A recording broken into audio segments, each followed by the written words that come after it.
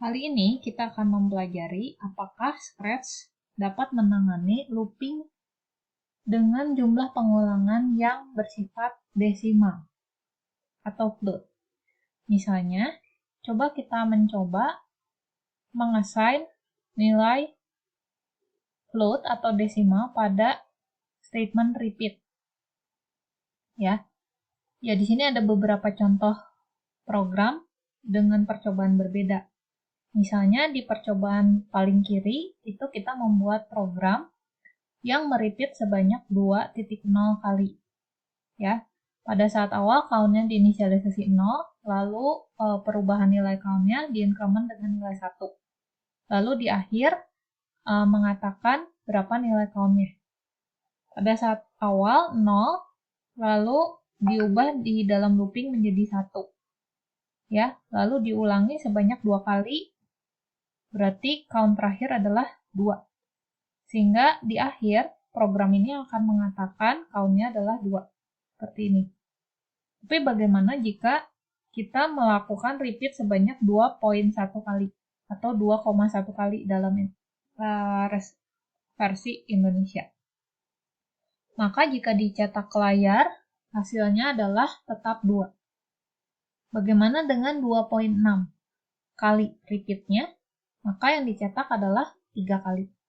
Sehingga dari contoh-contoh ini, kita dapat menyimpulkan bahwa Scratch tidak menghasilkan pesan kesalahan ketika merun masing-masing script ini, tetapi yang dilakukan adalah melakukan rounding dari nilai yang dimasukkan di dalam blok repeat. Misalnya kalau kamu memasukkan nilai di bawah desimal point 5, maka otomatis akan dibulatkan ke bawah. Seperti contoh ini ya, 2,1. Maka akan dianggap count-nya ini akan diulangi sebanyak 2 kali.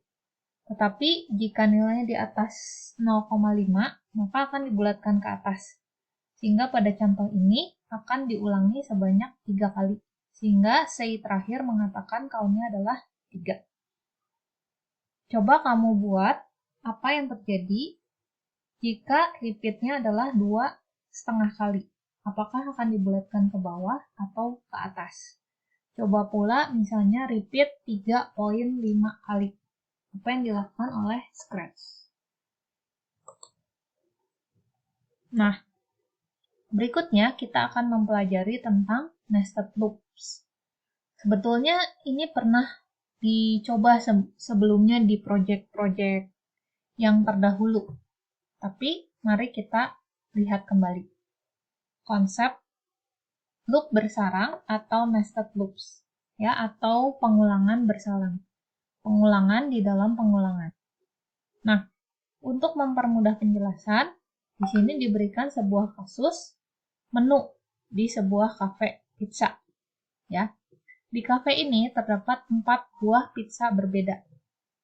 Digambarkan dengan 4 gambar pizza berbeda seperti terlihat pada video. Dan tersedia 3 jenis salad yang berbeda. Di sini ada 3 jenis salad berbeda. Nah, nested loop dapat kita gunakan untuk menampilkan semua kombinasi yang mungkin dari menu pizza dan salad ini. Ya. Maksudnya adalah, misalnya kita lihat kombinasi pertama. Kombinasi pertama adalah jenis pizza pertama, lalu salad pertama.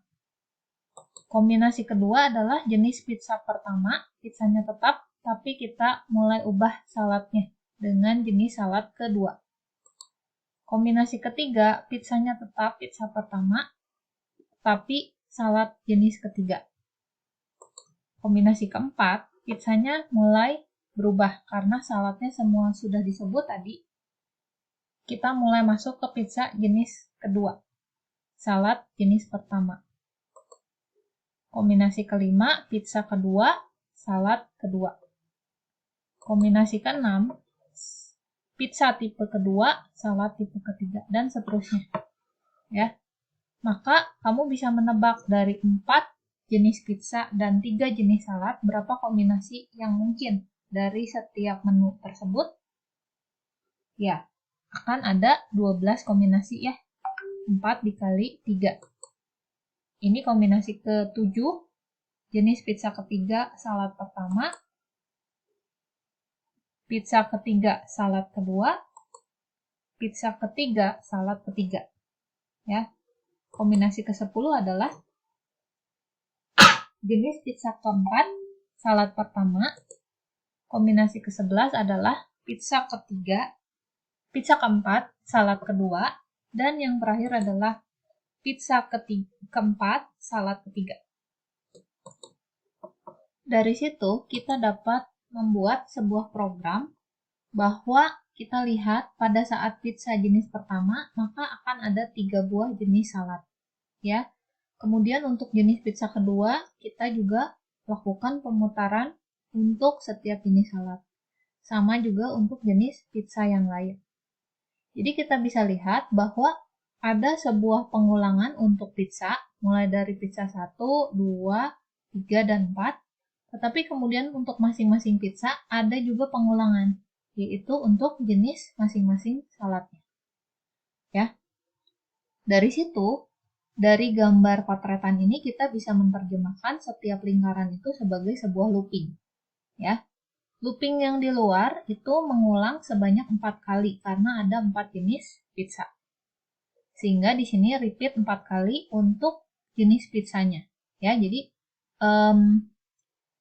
inisialisasi yang di luar adalah untuk variabel pizzanya. Dalam contoh ini, variabel untuk pizzanya itu kita sebut dengan variabel P.